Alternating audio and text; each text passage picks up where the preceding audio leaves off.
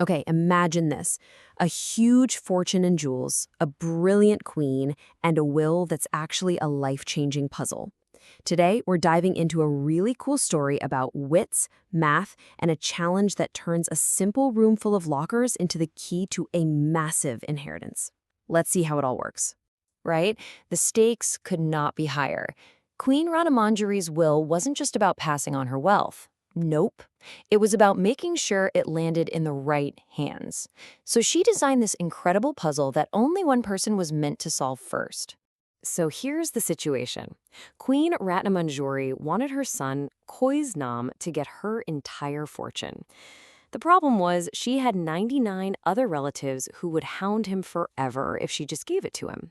Her solution? A truly brilliant, legacy-defining puzzle. And the queen was totally confident. You see, she had spent years teaching her son exactly how to think, how to solve puzzles, giving him this secret advantage. The will said that if everyone figured it out at the same time, sure, they'd all share. But if one person solved it first, they'd take home the whole shebang. So, a minister leads all 100 potential heirs into this secret room. Inside, 100 identical closed lockers. Every person is given a number from 1 to 100. And this is where the real challenge begins. All right, the rules are very, very specific. Person number 1 walks in and opens every single locker.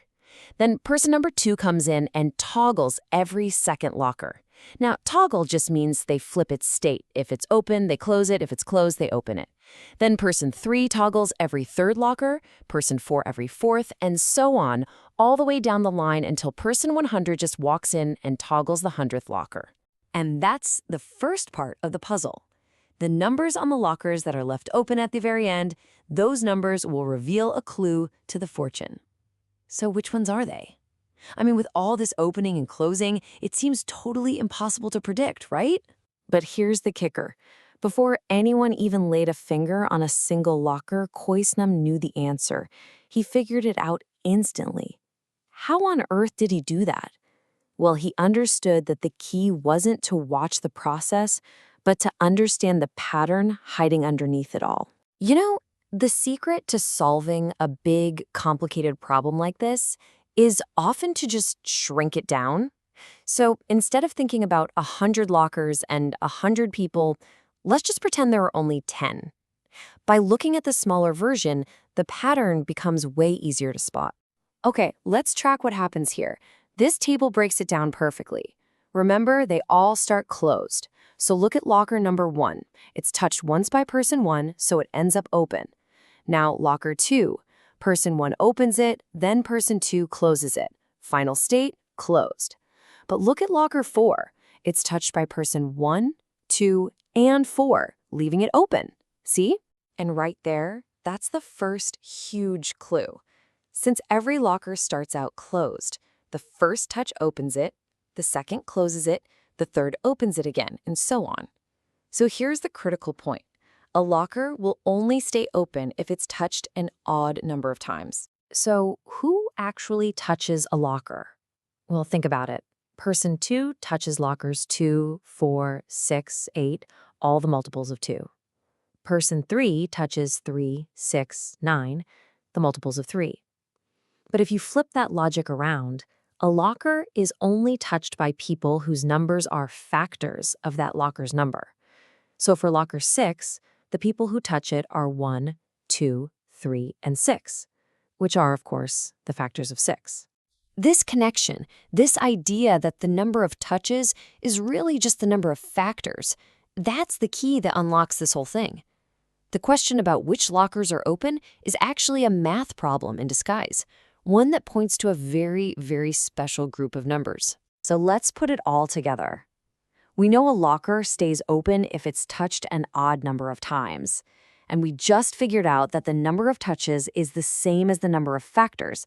So the real question becomes, which numbers have an odd number of factors? Let's look back at our little 10-locker experiment.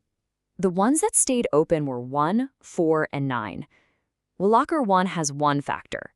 Locker 4 has 3 factors, 1, 2, and 4. and locker 9 has 3 factors: 1, 3, and 9. Are you seeing the pattern yet? 1, 4, 9. What kind of numbers are those? They're perfect squares. So why? Why do only perfect squares have an odd number of factors? It's because for most numbers, factors come in nice, neat pairs. For the number 10, you have 1 and 10 and 2 and 5. But for a perfect square like 9, you have the pair 1 and 9. And then, just 3. It pairs with itself, 3 times 3. That one lonely, unpaired factor is what gives it an odd total. And boom, just like that, Khoisnam had the cancer. He didn't need to watch a single person go to a single locker. He knew, with total certainty, that the only lockers left open would be the ones whose numbers were perfect squares. And there are exactly 10 of them between 1 and 100. But hold on, the Queen's puzzle wasn't over. Knowing which lockers were open, that was only step 1. Inside those 10 open lockers, Khoisnam found a note with one last clue that he needed to actually unlock the safe. The note was another riddle, pointing to some very specific locker numbers. He needed to find the first 5 lockers from the whole set of 100 that were touched exactly 2 times. Not once, not 3 times, but 2. And again, Khoisnam immediately translated this from puzzle speak into math. If being touched means being a factor, then touched exactly twice has to mean having exactly 2 factors. So what kind of numbers fit that description? Prime numbers. That's the definition, right? A prime number is any number that has exactly 2 factors, just 1 and itself. This was it. This was the final piece of the puzzle, the last secret the Queen had hidden in her masterful design. So, the final passcode was simply the first 5 prime numbers in order: 2, 3, 5, 7, and 11. While his 99 relatives were probably still standing there scratching their heads about the lockers, Khoisnam already had the code. And just like that, he solved the Queen's challenge, claimed his rightful inheritance, and proved that understanding the hidden patterns of the world, well, that's the true key to solving its greatest puzzles.